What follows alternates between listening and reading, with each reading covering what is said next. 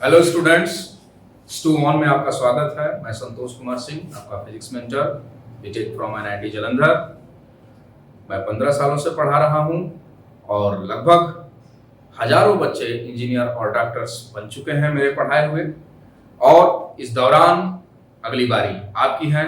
चलिए स्टार्ट करते हैं। इलेक्ट्रोस्टैटिक। सबसे पहले हम लोग बात करते हैं इलेक्ट्रिक चार्जेस की। यहां पे देखिए मैंने मैटर को तैयार करके रखा हुआ है कि हमें लिखने में समय वेस्ट ना हो, हम लोग कंक्रीट चीजें पढ़ें और तेजी से कवर करें। What is charge? Charge is a property of matter due to which it can experience the electrical and magnetic phenomena. Electrical phenomena, it means what? Static charges एक दूसरे को अट्रैक्ट करते हैं, जो चार्जेस रेस्ट में होते हैं अट्रैक्ट या रिपेल करते हैं। एंड यदि चार्जेस मोशन में है तो वह इलेक्ट्रिक फील्ड और मैग्नेटिक फील्ड दोनों देते हैं, जैसा कि हम लोग जानते हैं। Properties of charges. Charges is transferable. Charge को एक पोजीशन से दूसरे पोजीशन पे ट्रांसफर किया जा सकता है by the help of medium. Charge is always associated with mass, यानी कोई ऐसा मैटर ही होगा जो चार्ज को एक्वायर करेगा। ऐसा नहीं कि किसी के पास मास नहीं है और वह चार्ज स्टोर करे। इसका मतलब क्या है कि यह कोई एब्स्ट्रैक्ट नहीं है, यह एक फिजिकल क्वांटिटी है। Charge is conserved, it is neither created not destroyed, only it is appear और डिसअपीयर। यानी जिस बॉडी से यदि चार्ज निकलता है वहां पे चार्ज का निकलना यानी क्या? इलेक्ट्रॉन का निकलना। किसी बॉडी को चार्ज करने का मतलब क्या होता है? इलेक्ट्रॉन का लोकलाइजेशन, इलेक्ट्रॉन का ट्रांसफर। यदि इलेक्ट्रॉन जिस बॉडी से निकला वहां पे इलेक्ट्रॉन डिफिशियंसी क्रिएट हो जाएगी और वहां पे पॉजिटिव चार्ज अपीयर होगा। एंड जहां पे जाएगा वहां पे इलेक्ट्रॉन इफिशियंसी, वहां पे नेगेटिव चार्ज होगा। चार्जेस इज कंजर्व्ड, ट्रांसफर होगा from one position to another position. इसका मतलब यहां पे one position to another position का सेंस नहीं है। यहां पे आपको यह समझना है कि जो चार्जेस होंगे वह अपीयर और डिसअपीयर होते हैं। Okay. Invariance of charge. Charges किसी फ्रेम ऑफ रेफरेंस पे डिपेंड नहीं करता। It means what? यदि ये बॉडी यदि चार्ज है, let's say this having 2 coulombs of charge, if it is located at this position reference about your room, x axis, y axis and z axis, यदि इस पे ये है और यदि इस बॉडी को हम दूसरे पोजीशन पे शिफ्ट कर देते हैं तो इसका पे चार्ज की वैल्यू में कोई चेंज नहीं आएगा। Invariance. Okay. Charges produces electrical and magnetic phenomena. You know as well, static charges produces electric field and moving charges giving electric field and magnetic field both. Quantization of charge, it means what? Quantization आपने पढ़ा होगा Q is equal to N into E। यही है quantization of charge, यानी minimum possible charge on any body which is equal to the magnitude of E। E यानी 1.6 into 10 to the power minus 19 और n belongs to integer।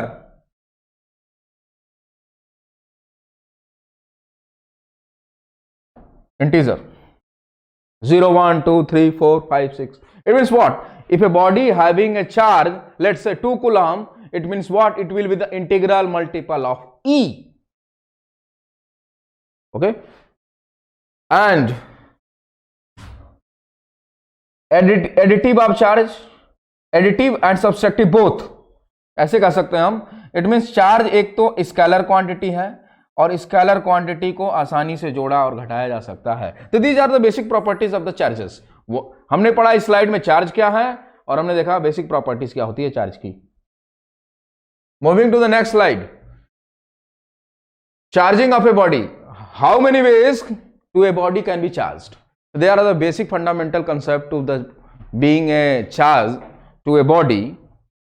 First of all, the basic fundamental principle is removal or addition of electron. यदि कोई body चाहे वह conductor हो, non conductor हो, insulator हो, the basic fundamental concept is removal or addition of electron. Why? Electron का addition, proton को नहीं। ये हम लोग जानते हैं, बहुत छोटी सी बात है कि प्रोटॉन जो होता है वह न्यूक्लियस से बहुत स्ट्रांग फोर्स से बाइंडेड होता है और वह आसानी से निकाला नहीं जा सकता। यदि न्यूक्लियस से निकालेंगे तो वह हो सकता है उस मैटर की पूरी प्रॉपर्टी ही चेंज हो जाए, तो उसको चार्ज करने का कोई मतलब भी नहीं रहेगा, है ना। निकाला जा सकता है पर ट्रिमेंडस अमाउंट ऑफ वर्क करना पड़ेगा। इलेक्ट्रॉन फ्रीली होते हैं, फ्री टू मूव होते हैं अबाउट द न्यूक्लियस, वो एक न्यूक्लियस से दूसरे न्यूक्लियस पे चेंज होते रहते हैं in random order inside the conductor.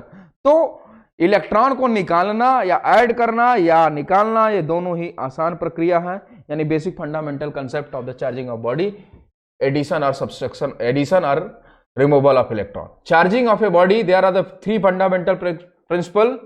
Charging by friction, charging by friction से हम किसको चार्ज कर सकते हैं? इंसुलेटर को।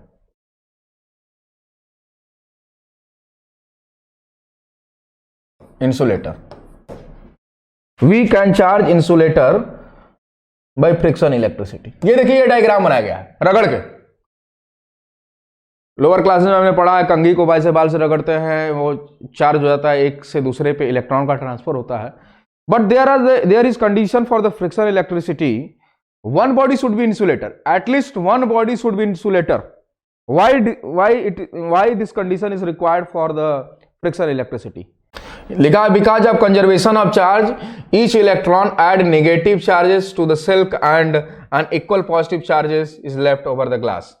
ग्लास और सिल्क से फ्रिक्शन हो रहा है, at least one body should be insulator, दोनों होनी चाहिए या एक होनी चाहिए।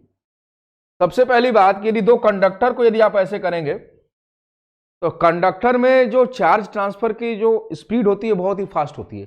ये सब समझे कि जैसे एक स्विच ऑन किए, एक स्विच ऑन करते ही कहेंगे कि ये इलेक्ट्रिसिटी का जलना या लाइट का जलना ये बहुत फास्ट फिनोमिना है। वैसे ही जब हम जो चार्ज बॉडी को जब कांटेक्ट में ले आते हैं तो उनमें जो चार्जेस का जो डिस्ट्रीब्यूशन होता है बहुत ही फास्ट होता है। इट मीन्स व्हाट, जैसे ही हम इसका कांटेक्ट हटाएंगे, the time of contact during removal के दौरान जब जितने ही ऐड करके हटाया जब उतने में ही वह फिर से न्यूट्रल हो जाएगा। लेट से इसको रगड़ा तो मान लिया कि दो इलेक्ट्रॉन इससे इस पे शिफ्ट हुए और रगड़ने के दौरान ही जैसे ही हम हटाने की कोशिश करेंगे वैसे ही फिर से न्यूट्रल हो जाएगा। यह बहुत फास्ट फिनोमिना होगा, ठीक है।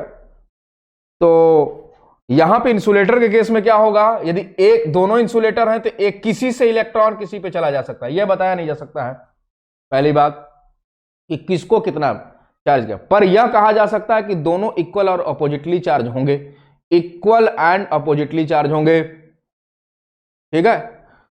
और एक इंसुलेटर होगा, एक कंडक्टर हो सकता है या दोनों ही इंसुलेटर हो सकता है। तो these are the basic method of the charging to a body. Second one is the charging by conduction. Conduction से हम कंडक्टर को चार्ज करते हैं या हम इसको मेटल कहें। देखो एक अनचार्ज्ड है और एक चार्ज्ड है, ठीक, दोनों ही। अब इन दोनों को देखो, कंडक्शन क्या है, एक दूसरे को कांटेक्ट में ले आना। जब इन दोनों को एक दूसरे के कांटेक्ट में लेकर आए, देखो चार्जेस डिस्ट्रीब्यूट हो गए और बोथ आर पॉजिटिवली चार्ज्ड। ये कंडक्शन है, बेसिक फिनोमिना। हाँ, कब तक चार्जेस का डिस्ट्रीब्यूशन होता रहता है, उसके आगे का फिनोमिना क्या है, तो आपको मैं रिकॉल कराता हूं कि जब तक दोनों का पोटेंशियल सेम ना हो जाए तब तक चार्ज का ट्रांसफर होता रहता है। It means what, potential difference यदि होगा, यदि पोटेंशियल डिफरेंस होगा यानी इलेक्ट्रिक फील्ड होगा, और इलेक्ट्रिक फील्ड होगा तो यानी फोर्स लगेगा, यानी फोर्स जब तक लगता रहेगा तब तक चार्ज का ट्रांसफर होता रहेगा। तो कंडीशन क्या होता है, जब तक पोटेंशियल सेम ना हो जाए तब तक चार्ज का ट्रांसफर होता रहेगा। चार्ज को डिस्ट्रॉय किया जा सकता है क्या, नो,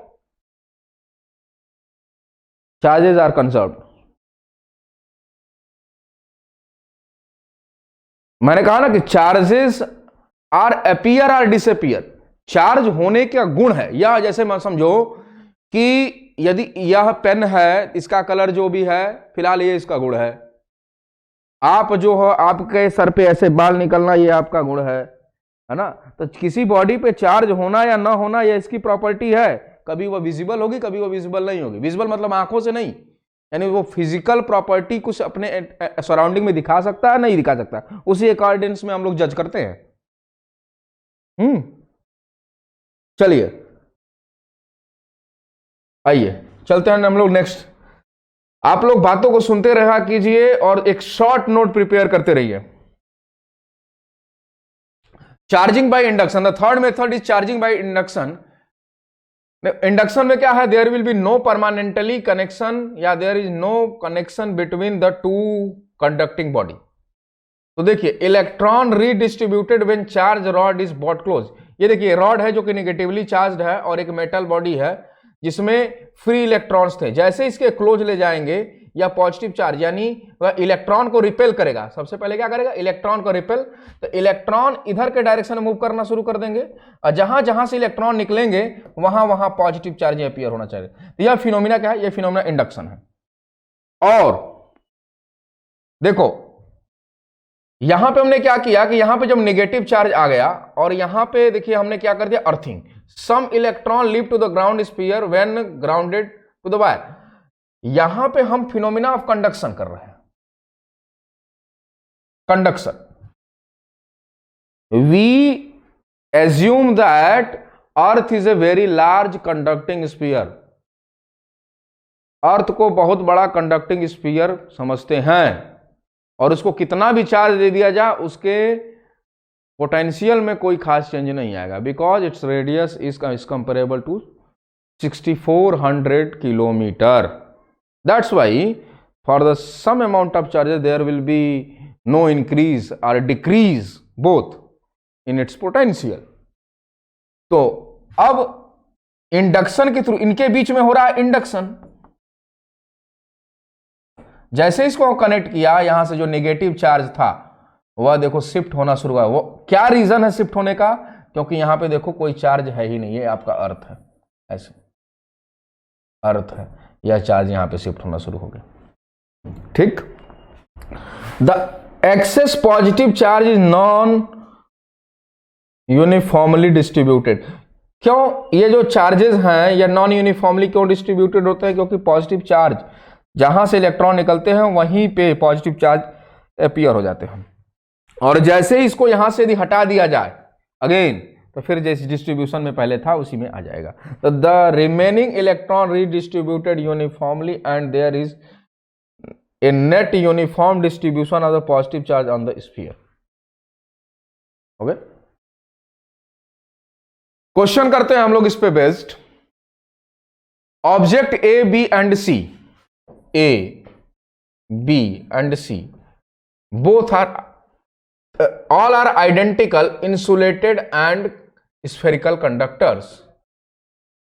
तो देखिए ले लीजिए ऐसे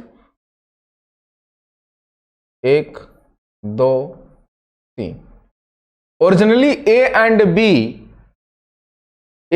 B have charge 3 millicoulomb, 3 millicoulomb. 3 millicoulomb इसको दे दीजिए, 3 मिलीकूलम्स इसको भी दे दीजिए, एंड सी हैविंग 6 मिलीकूलम।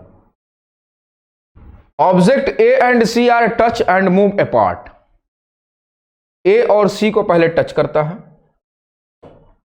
देखिए इसको ए एंड सी,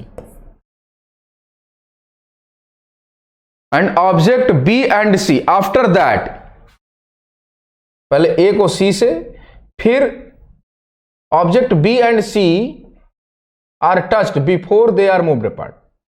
ठीक, ए और बी का आंसर दीजिए। If object A and B now held near, then एक दूसरे को वह अट्रैक्ट करेंगे, रिपेल करेंगे, या no effect will be observe. दूसरा है if object A and C are held near each, then they will attract, repel and. जरा रिप्लाई कीजिए। तो आपको आंसर ऐसे देना है, ए का ऐसे, ए ऐसे दे दीजिएगा, ए या डैश देके ऐसे लगे, ए का ऐसे, बी या जो भी आपको लगे उस तरीके से जवाब दीजिएगा। चलिए दीजिए। तो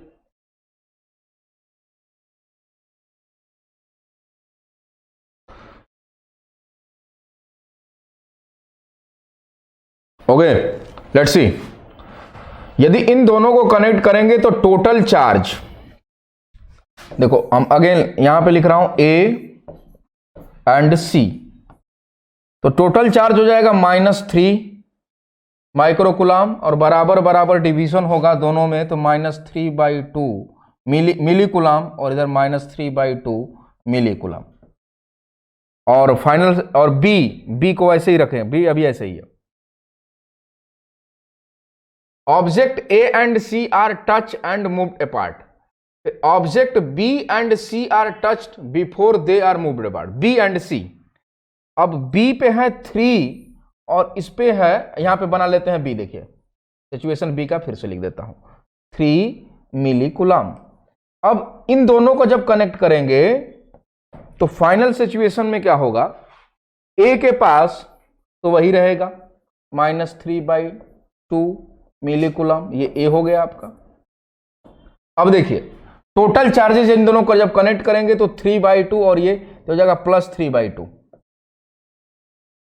+3/2 मिली कुलाम, दोनों का सम। अब ये भी इसका आधा लेगा, ये भी लेगा और ये भी लेगा, आधा कर दीजिए यहां पे। ये देखिए बी 3/4 मिली कुलाम, सी 3/4 मिली कुलाम। क्यों बराबर बराबर डिस्ट्रीब्यूशन हो रहा है? What is the reason behind it? All are identicals.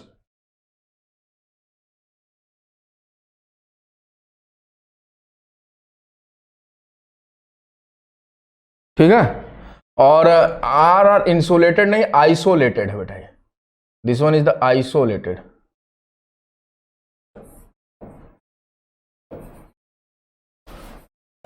Spherical conductor.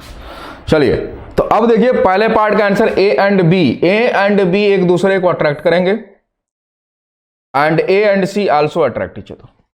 ये देख लीजिए, ये जिनका जिनका है उनका करेक्ट आंसर। बात करते हैं कूलॉम्स लॉ की।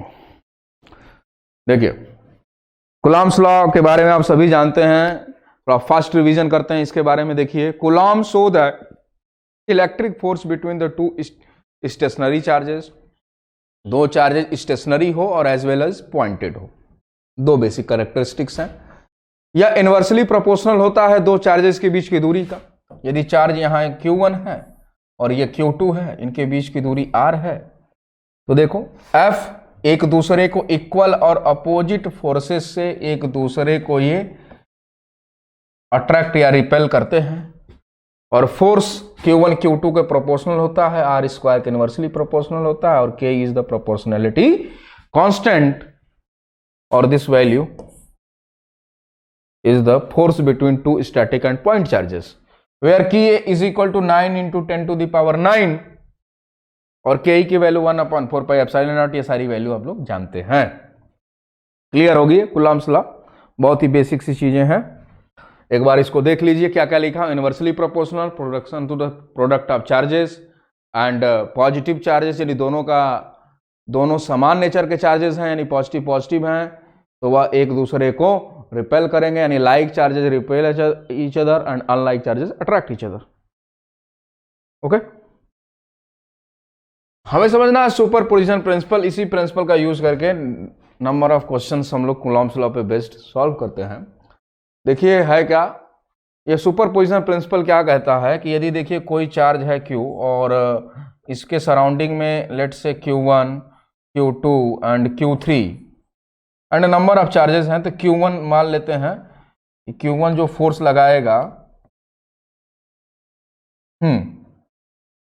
तो ये होगा, इसको रिपेल करेगा, इधर पॉजिटिव चार्ज है, this one is the F1 vector. Q2 इसको पहले मिलाया Q2 से, ये इधर करेगा, this one is the F2 vector. Q3 यहां पे है, इस लोकेशन को ऐसे मिलाया। यानी जिस पे फोर्स देखना है ऐसे ही, यानी 10 चार्जेस हैं और 11वें चार्ज पे फोर्स देखना है, तो उसको छोड़कर जितने चार्जेस हैं वो सारे के सारे फोर्स लगाएंगे। यदि सिस्टम में n चार्जेस हैं और किसी एक पे फोर्स देखना है तो n-1 फोर्सेस होंगे, ये ध्यान रखिएगा। तो यहां पे 4 चार्जेस हैं तो 3 फोर्सेस लगेंगे किसी भी एक चार्ज पे, तो यहां पे कहा गया कि प्रिंसिपल ऑफ सुपरपोजिशन कहता गया है कि according to this principle the total force on the given charge is the vector sum of the all individual forces exerted by the other charges, these are the vectors. ठीक है, And another important point is that the force between the two charges remains unaffected due to the third charge. This is the very important point. कोई एक charge यानी Q पे यदि मान लीजिए Q2 जो फोर्स लगा रहा है वह Q3 के प्रेजेंस में वह चेंज नहीं होगा. चेंज होगा क्या? Net force on Q.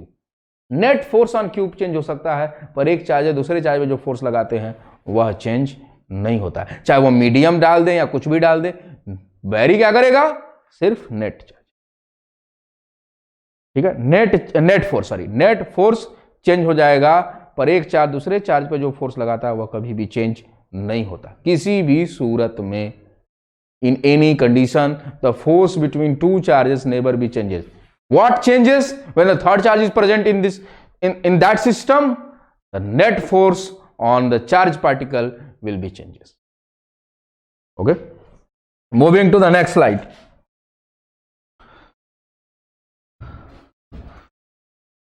ये आपके लिए क्वेश्चन है और फटाफट हमें करके दिखाएंगे आप. The question is two free point charges which are Q and 4Q at distance L apart. A third charge is so placed the entire system are in equilibrium.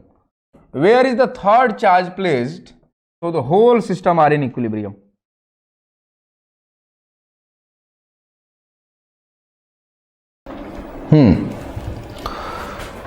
जरा देखिए, यहां पे है +Q, यहां पे +4Q, और आप लोगों का सिलेबस नो डाउट कंप्लीट हो चुका होगा बोर्ड पॉइंट ऑफ व्यू से जो तैयारी हो रही होगी.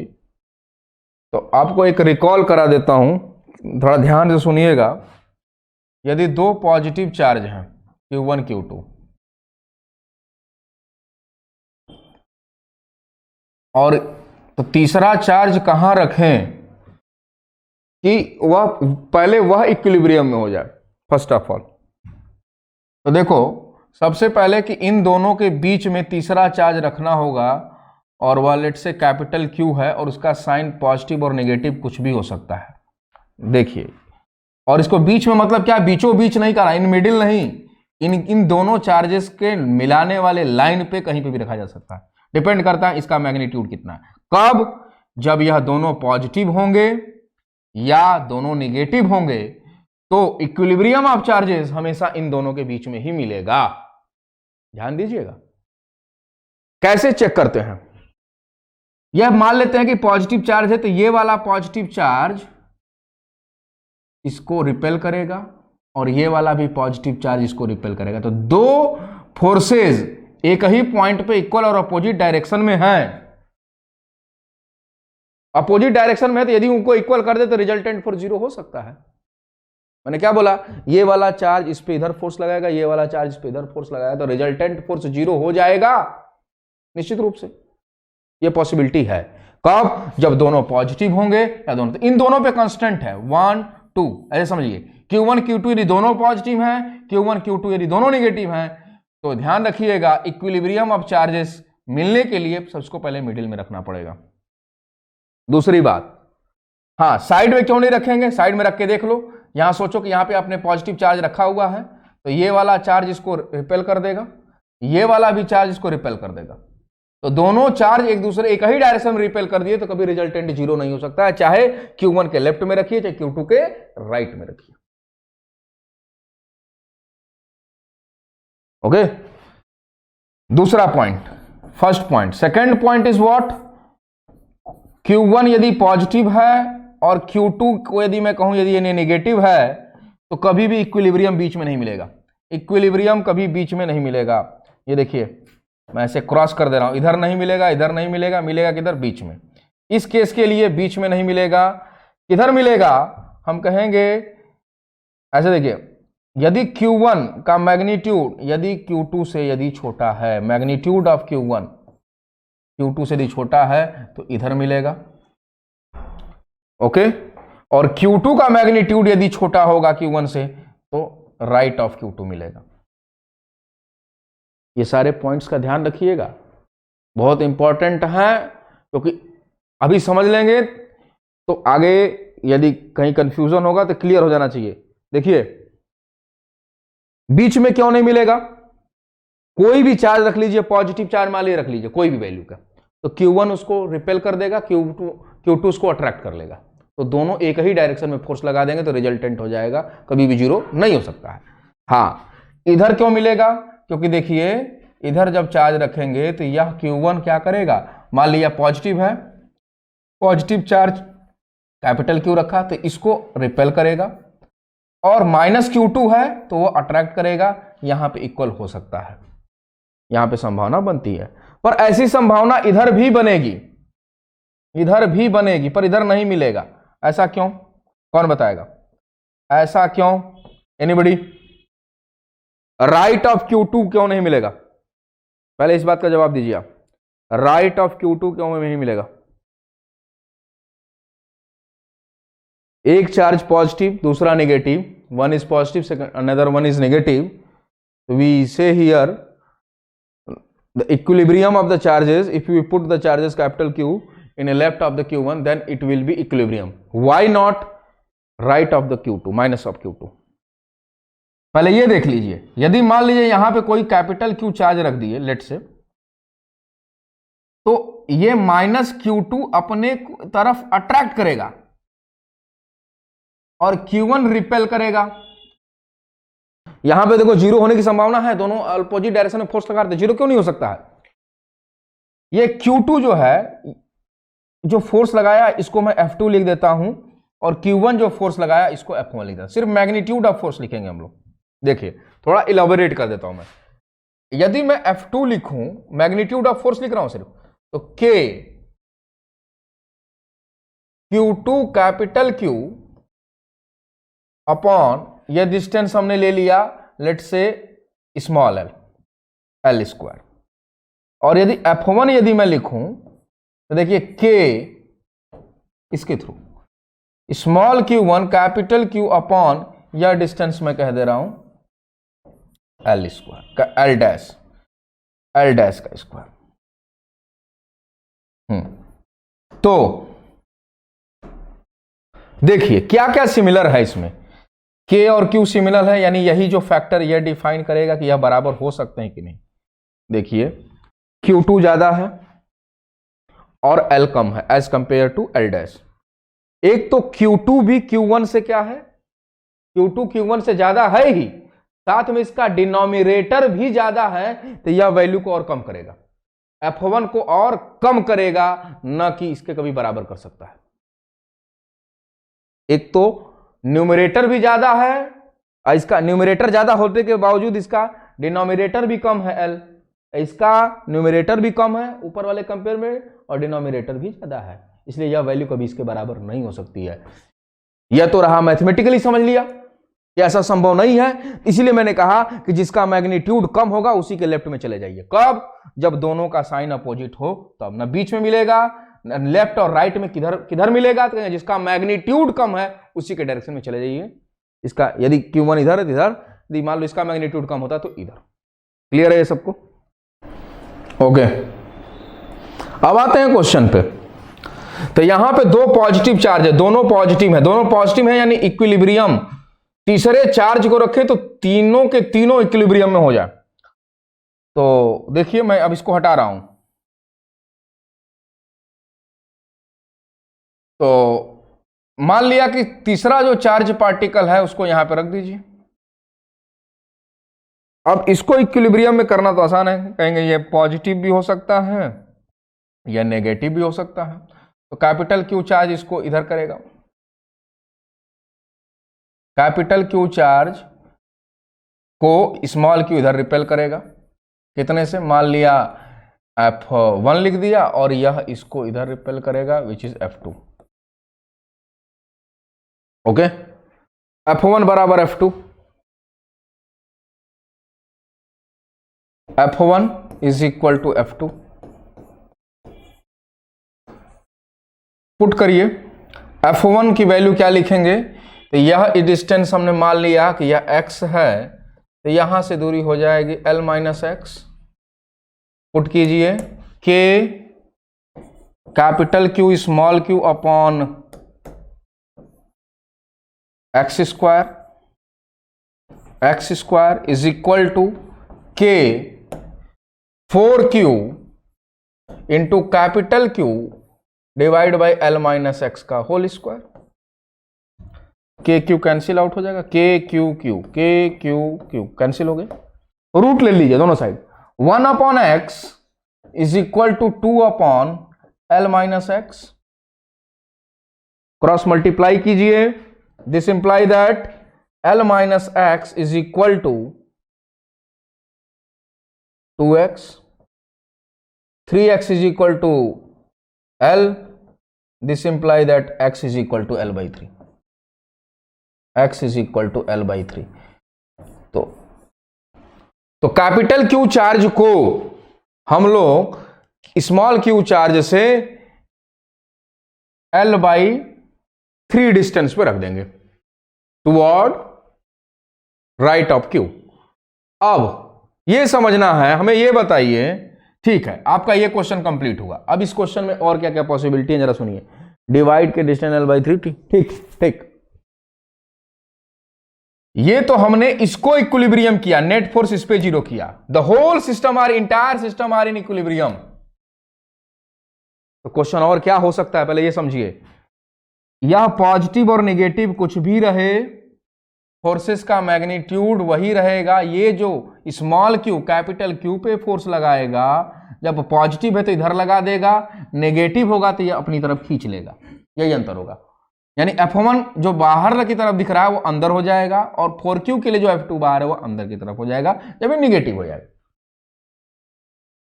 पर जब Q को भी इक्विलिब्रियम में करना है, ध्यान रखिए, तो इसको क्या पॉजिटिव लेंगे या नेगेटिव लेंगे, दोनों में से कोई एक ही पॉसिबिलिटी होगी, ध्यान दीजिएगा। क्योंकि पूरे सिस्टम यानी Q को इक्विलिब्रियम कर दिया, इन दोनों को भी इक्विलिब्रियम करना है। बताइए जल्दी से बताइए हमें, पॉजिटिव नेगेटिव, तो पॉजिटिव Q लेना होगा या नेगेटिव Q लेना होगा?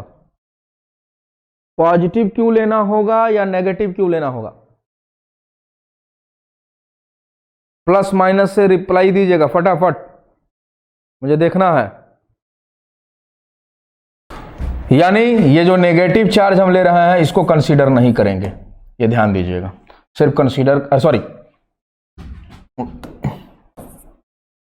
ये जो हम पॉजिटिव चार्ज ले रहे हैं इसको हम कंसीडर नहीं करेंगे, सिर्फ नेगेटिव चार्ज लेंगे। कब? जब होल सिस्टम इक्विलिब्रियम की बात कर रहा है तब की। Whole system are in equilibrium. Okay, आपसे क्वेश्चन ये पूछ सकता है कि what will be the magnitude of second part, Q की वैल्यू क्या होनी चाहिए कि होल सिस्टम इक्विलिब्रियम में हो जाए, पूरा का पूरा सिस्टम इक्विलिब्रियम में हो जाए। जल्दी से बताइए हमें, ये भी चेक कर लेते हैं नेगेटिव होगा क्यों। देखिए यदि पॉजिटिव यदि लेंगे तो इस पे जब फोर्स निकालेंगे तो इस पे फोर्स निकालने के लिए, इस पे नहीं, स्मॉल Q पे फोर्स निकालने के लिए दो चार्जेस बचे, 4Q और कैपिटल Q। कैपिटल Q जब पॉजिटिव लेंगे तो इसको रिपेल कर देगा, और यह ऑलरेडी पॉजिटिव है, ये भी इधर रिपेल कर देगा, ये कभी जीरो नहीं बन सकता है। जब आप नेगेटिव कंसीडर करेंगे तो अब क्या होगा, स्मॉल Q पे जब फोर्स आप देखेंगे, देखिए स्मॉल Q पे जब आप फोर्स देखेंगे तो नेगेटिव लेने के सेंस पे, तो यह क्या करेगा, अपनी तरफ अट्रैक्ट करेगा। इसको हम F कैपिटल Q लिख देते हैं, और ये क्या करेगा, रिपेल करेगा, F4Q लिख देते हैं। ठीक, देखिए कितना Q का मैग्नीट्यूड क्या होगा। तो रेस्ट ऑफ द पार्ट को मैं हटा रहा हूं अभी। देखिए कैपिटल Q जो स्मॉल Q पे फोर्स लगाएगा, Q capital Q upon L x square यानी L बाई 3 का square is equal to magnitude of force लिख रहे हैं, सिर्फ डायरेक्शन कोई जरूरत नहीं, एरो हमने दे दिया, सिर्फ मैग्नीट्यूड बराबर कर देंगे, क्लियर है सारी चीजें। देखिए 4Q कितना लगाएगा, तो K 4Q into small Q, ये हो जाएगा 4Q square upon L square. K Q के और एक स्क्वायर वाला कैंसिल हो जाएगा आपका, एल स्क्वायर कैंसिल हो गया, क्यू अपॉन 9 चला गया ऊपर, is equal to 4q.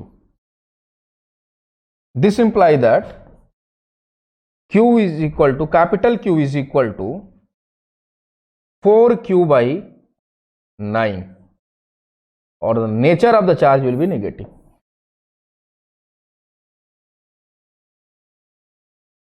Clear है?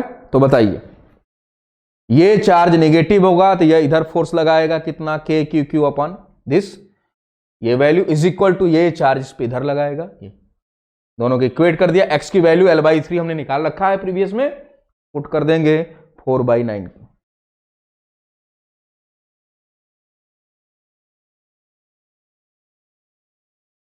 ओके, अब सेम यही कंडीशन इस पे भी जब आप लगाएंगे इन दोनों के द्वारा, स्मॉल क्यू कैपिटल क्यू के द्वारा 4q पे यदि फोर्स लगाएंगे तब भी यही आंसर आएगा।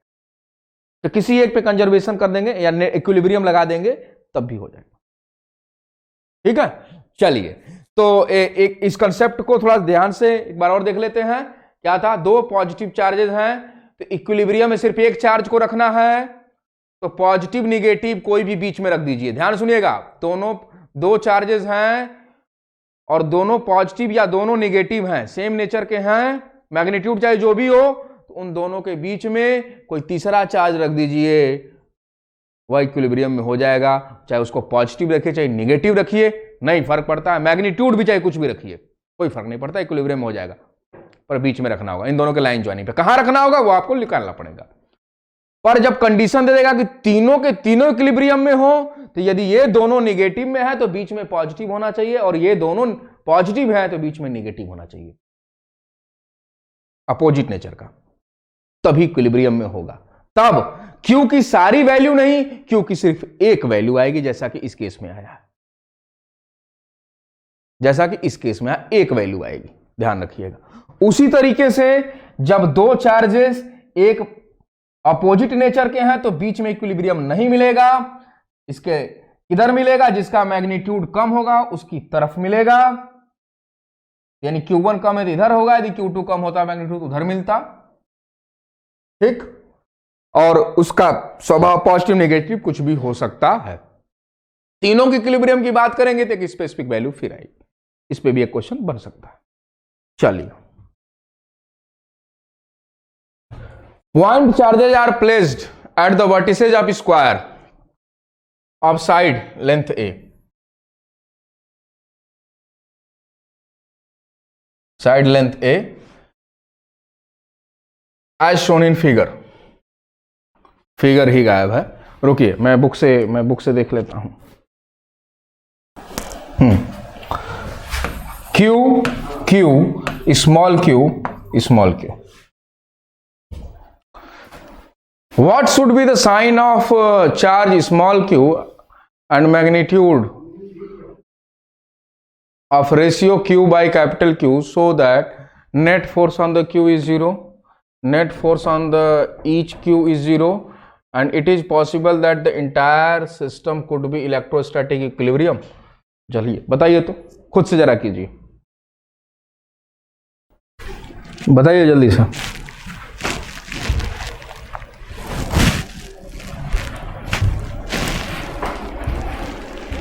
प्रिंसिपल ऑफ सुपरपोजिशन का यूज कीजिए।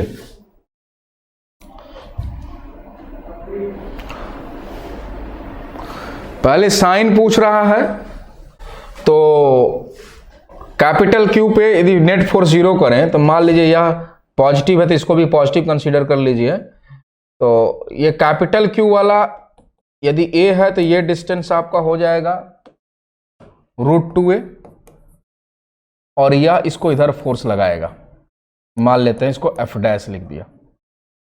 और देखिए अब इसको इस पे नेट फोर्स 0 करने के लिए एक इस फोर्स का रिजल्टेंट कुछ इधर होना चाहिए ताकि यह 0 हो जाए। तो यदि यह पॉजिटिव होगा, समझिए यदि पॉजिटिव होगा तो ये चार्ज इस पर इधर फोर्स लगा देगा, ये चार्ज इस पर इधर फोर्स लगा, और इन दोनों का रिजल्टेंट इधर ही चला जाएगा, जो कि कभी जीरो नहीं हो पाएगा। अगेन मैं बोलता हूं, यदि यह पॉजिटिव होगा तो ये चार्ज कैपिटल क्यू पे टुवर्ड लेफ्ट, और ये नीचे जो चार्ज है वह अप। इन दोनों का रिजल्टेंट ऐसे जाएगा जो कि कभी जीरो नहीं हो सकता है। तो क्या करेंगे, इस चार्ज को नेगेटिव कंसीडर कर लीजिए। First of all negative charge होगा ये। अच्छा, तब किधर लगाएगा, तो इधर लगाएगा फोर्स, वह एफ मान लिया। एफ की वैल्यू लिख लीजिए, डायरेक्शन एरो से दीजिए और मैग्नीट्यूड लिखते जाइए। देखिए तरीका ये होता है, कैपिटल क्यू कंपटीशन के लिए आपको पूरा का पूरा वेक्टर लिखने की जरूरत नहीं है। जब जब आप वेक्टर लिखेंगे जान लीजिए गड़बड़ हो जाएगा। कुलाम्स लॉ में वेक्टर लिखने की जरूरत नहीं है, क्योंकि आपको बोर्ड का पेपर नहीं देना है, ध्यान रहे। एरो से अपनी अंडरस्टैंडिंग बनाइए और मैग्नीट्यूड लिखते जाइए, कौन किस में घटेगा, कम होगा, ज्यादा होगा, उसको ऐसे करते जाइए। के क्यू क्यू अपॉन ए स्क्वायर। क्या यह भी नेगेटिव चार्ज जो इस पे फोर्स लगाएगा वह एफ होगा, ये समझिए। और इन दोनों का रिजल्टेंट इधर जाएगा which is equal to √2f, जो कि एफ डैश के बराबर होगा। देखिए, तो for equilibrium of capital Q, तो Q इज इक्वल टू, देखिए फोर्स लिख रहा हूं, F dash must be equal to √2f। Answer दीजिए बाकी लोग, आगे का सॉल्व करके जल्दी से आंसर दीजिए। Q बाय कैपिटल Q का बताइए रेशियो।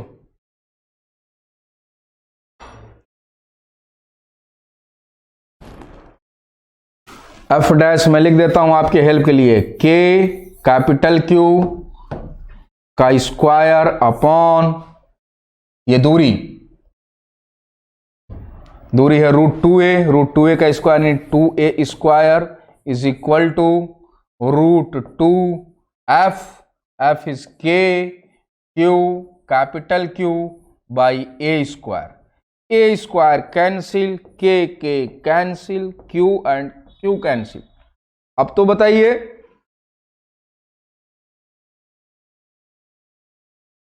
ध्यान से, तो Q upon capital Q is equal to 1/2√2। ठीक है। Net force on each Q charge is 0। यदि इस पे यदि हम 0 करना चाहें तब तो सेम वही, ये देखो, ये अपनी तरफ लगाएगा, ये भी अपनी तरफ लगाएगा क्योंकि पॉजिटिव है, और ये रिपेल कर देगा। तो इन दोनों का रिजल्टेंट इसके बराबर आप कर दीजिएगा, आ जाएगा। ठीक है, चलिए देखिए, आपको एक होमवर्क मैं देके जा रहा हूं, और ये अच्छा सा क्वेश्चन है, इसको आप लोग ट्राई करके आएंगे और यहीं से मैं आगे कंटिन्यू करूंगा। आप लोग देख लीजिए ये क्वेश्चन क्या है, मैं एक बार पढ़ देता हूं। 2 identical helium filled spherical balloon each carrying a charge Q are tied to a weight W will string and float in equilibrium as shown in figure। Figure आपको मैं बना देता हूं, ये देखिए है, ठीक है। दोनों पे चार्ज Q है और ये W आपका वेट।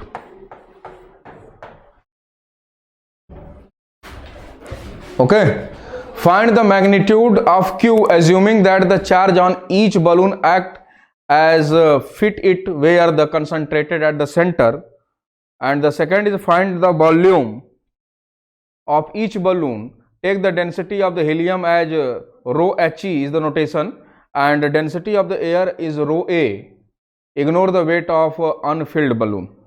ओके, तो आप इसको करके आइएगा और हम लोग आगे डिस्कस करेंगे। ठीक है, ये आपका लेंथ आपका LL दे रखा है और this angle is consider to be theta. जरा ट्राई करिएगा और बताइएगा हमें। चलिए नेक्स्ट क्लास में हम लोग आगे कर देंगे बच्चों। आप लोगों से इतना ही हमारा रिक्वेस्ट है और गाइडेंस आप इतना ही है कि अगली क्लास में आपकी तैयारी पहले होनी चाहिए कि क्या रिवीजन चल रहा है और किस तरीके से होगा, आपको आइडिया मिल गया होगा। अपना अप्रोच हमेशा न्यूमेरिक अप्रोच रख के आइएगा, फटाफट कैलकुलेशन करने के लिए तैयार रहिएगा। ठीक है, okay, thank you. On is to on, study is always on. Concepts के बेहतर रियलाइजेशन के लिए इज टू ऑन पर बने रहिए।